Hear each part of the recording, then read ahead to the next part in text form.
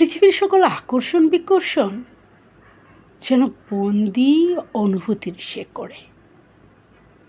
গাছের গোড়ায় পানি ঢাললে তা পানিকে যেমনভাবে শুষে নেয়, তেমনি অনুভূতির শেকড়ে আবেগ, ভালোবাসা, রাগ, ক্ষোভ ঢাললে তা সেও শুষে নেয়। অনুভূতি যেন এই পৃথিবীর পরম শত্রু, আবার পরম মিত্র। বিশ্ব যেন একে ছাড়া শুধুমাত্র পাথরের পিণ্ড। পৃথিবীর সকল সমস্যা যেন এটিকে দিয়েই শুরু, আবার এতেই সমাপ্ত।